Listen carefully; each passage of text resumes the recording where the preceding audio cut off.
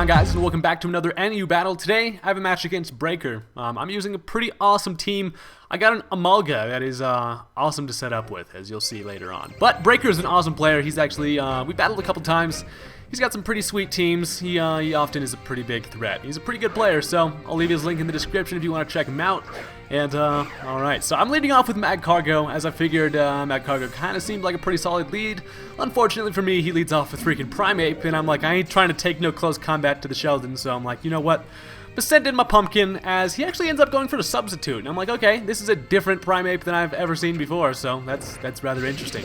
He actually also carries Poison Jab too, but it doesn't, it barely even scratches my Pumpkin, because these Gorgeist things are just bulky as a motherfucker, let me tell you.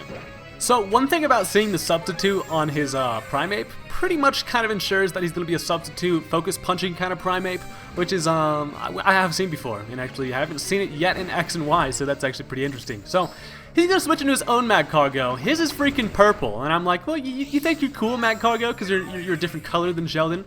Well, Sheldon does not give a fuck. Red Sheldon is way better. So yeah, Seed Bomb's going to land on that thing, ain't going to do a damn thing. And I'm like, alright, you Yoko, you got to come out here. Don't have any really solid switch-ins, so I was like, you know what, I'm going to switch in Amalga, who is probably going to not be able to take too much damage, and he ends up actually going for the Stealth Rocks, which is nice, because I got Amalga in before the Stealth Rock came out, so that's pretty good. Ain't get no cocks up in my Amalga yet, as I'm going to start setting up an Agility, as now he brings out this freaking Snowflake. And this Snowflake right here is quite the asshole Snowflake. I'll be straight with you. So I get one Agility, and I'm like, you know what? This is a prime time to switch into Banjo, who is my Ursaring, who is not the Quick Feet Ursaring. That's right, he's actually a Guts Ursaring. I've been talking about it in my videos. Maybe carrying a Guts Ursaring rather than a Quick Feet one, and with the Agility, I get the benefits of Quick Feet, and I still get the attack boost from Guts. So, overall, Ursaring is pretty much a beast right now. As I go for the superpower, he's going to send in his Mad Cargo, just going to take an absolute dickload of damage, and that's definitely going to kill that thing, as unfortunately for me, I'm going to get a attack minus, which is kind of like, you know what, whatever, Banjo does not give really two shits, because I got Guts, and I'm a beast. So now he brings out the Lipard. He had to sack the Mad Cargo to get a free switch into the this Lipard right here, who I'm afraid of having the fake out or whatever the hell, some type of priority type of deal. He does show me the fake out as I switch into Sheldon, and I'm like, come on, Sheldon, get that flame body. That's right, you don't touch Sheldon. Sheldon's hot as fuck. Look, imagine trying to touch this thing. You just fake out, touch with both hands. You're fucked up there, you little kitty. So he's gonna go for the knockoff, and it actually knocks off my weakness policy, which is kind of lame because sometimes Sheldon can tank a hit and then just get like absolute massive special attack and then be able to fuck some shit up. But yeah, not gonna be the case there. So I actually decided to go for the Stealth Rocks there, as he goes for an Encore, which Encores me into Stealth Rocks, and obviously you can't throw more than one layer of cocks up, and that is gonna be unfortunate for me. I knew right here that he was probably going to predict a switch, knowing that I'm locked into Stealth Rocks. I kind of want to see what he was going to do. I actually predicted the U-turn. He U-turns predicting a switch, but since I didn't switch, he has to show me what he wants to bring in. Turns out he wants to bring out the Muck, and I was like, okay, that's completely fine. I go for the invalid Stealth Rocks again, which is completely fine, but now at least I know what he's got out here, as I can switch into my asshole Pumpkin on this here Muck. So I get the frisk on it, you know, feel up that big old pile of sludge. Like, okay, you got some black sludge on you. That's typical. Cool. As now he's gonna start setting up some curses, and normally a curse Muck is actually quite scary. But considering my Pumpkin does have Will-O-Wisp, I'm able to burn this thing and make this offensive threat no longer a threat. So I was like, all right. Mucks are actually, you know, kind of a problem most of the time to my team. It's weird. I usually carry a Muck of my own, but when other people play against me with a Muck, I'm like, holy shit, what do I do against this thing? So, yeah, I actually ended up going for the Leech Seed on this turn, as I knew this thing couldn't really hurt me at all, and that Poison Jab did absolutely nothing. So I was like, okay, this is awesome. I'm going to get a little Leech Seed also, and I'm going to be getting some health back, as he's going to be losing it. I mean, it doesn't seem too ideal to be sucking health from a pile of, like, radioactive cum. I had to do it. Muck backwards. That is what Muck is right there. So the Leech Seed's gonna be taking his toll, as I got poisoned there from the stupid Poison Jab, which was actually probably bound to happen. I mean, after 2 or 3 Poison Jabs, you can pretty much expect to be poisoned eventually. So I'm looking pretty solid here. This thing's burned as hell, and I feel like Amalga can kind of tank some hits, whatever it wants to throw at me. He actually ends up going for another curse here, which is a little bit kind of scary for me because he's getting his attack back to the point where it's not going to be halved from the burn. So he's building his attack back up over here. As fortunately, I still have the leech seed. So if he wants to stay in and conserve these curses, he's going to have to pay the price by taking the leech seed and then burn damage and stuff. So I was like, all right, not bad, not bad. I decided to go for the encore here as I was like, you know what? I'm going to be evil. I know you're locked into curse, and I'm going to make you keep on cursing, as that's ideal for me because, like I said, he's going to be taking more stealth or more freaking leech seed and all that burn damage, and he has to curse for like 3 or 4 turns. So that's some fun stuff. This Amalga is just absolutely awesome to play with, and this was actually this Amalga is actually supposed to be paired up with Exeggutor because Exeggutor can really benefit from the agility boosts, and they fuck shit up as a duo. But in this battle, as you'll see, things don't actually really go as planned. So he's gonna bring out a Snowflake as like, all right, I'm gonna get fast as hell, start going for some agilities, all that kind of stuff. My Amalga is addicted to speed, and that is a bad drug, kids. Don't do it. Don't do it. So I'm gonna baton pass an agility into 3 faces, 1 palm, and I'm like, all right, this is gonna be sweet.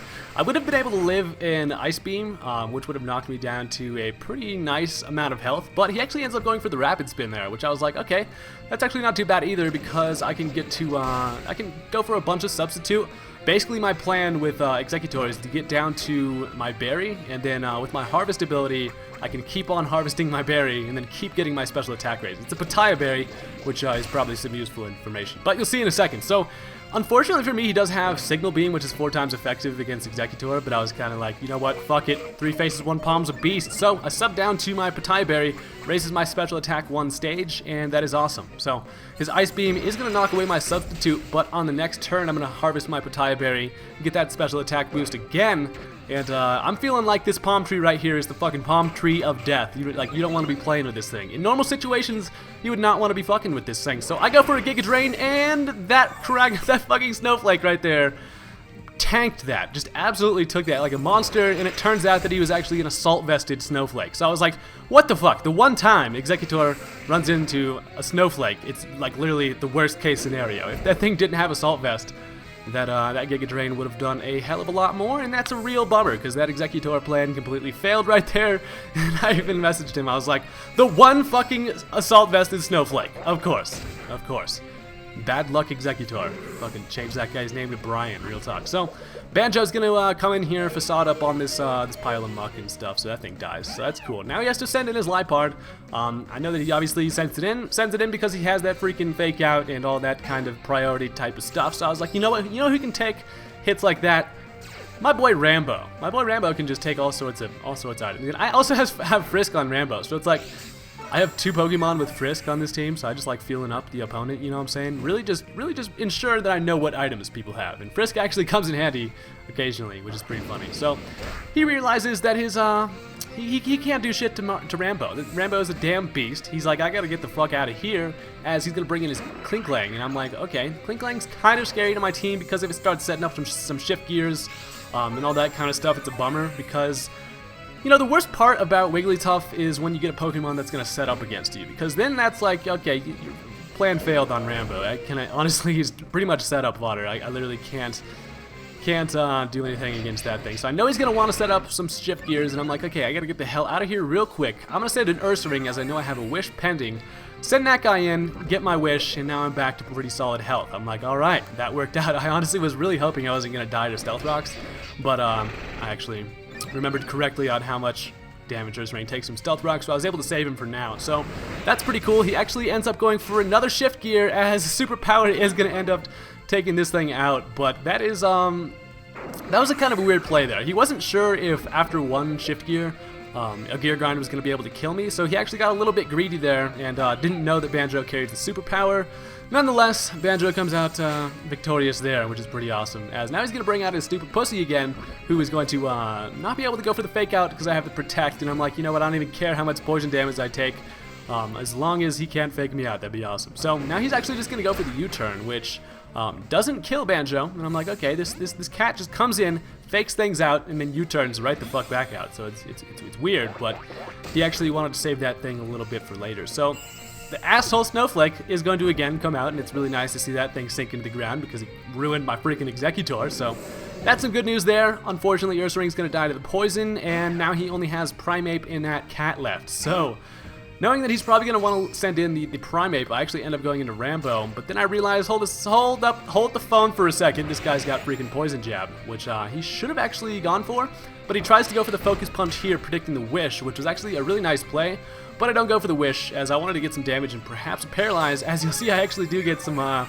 pair hacks on that thing, which is kind of unfair, but you're fucking with a Wigglytuff. These are the consequences you got to expect.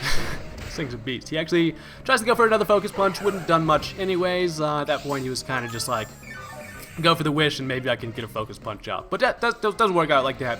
And Rambo is looking absolutely solid out here. Now all he's got left is this Liepard, who's going to have to go for the knockoff. It's going to knock off my leftovers, and Rambo's pissed off. You're like, you knock off my fucking leftovers, bro? Come at me, bro, as I send my big-ass pink body on top of him and smush him, and that is the end of the battle there. So, thank you guys for watching, and if you're wondering, I had to get this battle recorded by a second party because my fucking 3DS recording system thingy has been balls lately. The audio hasn't been recording how I want it to, so I've lately had to have people record my battles, so the next couple battles are probably going to be recorded by other people, but doesn't really matter. Anyways, if you guys like the video, click the thumbs up button on the old the bottom left side there, or whatever the fuck, and I'll see you guys later. Peace.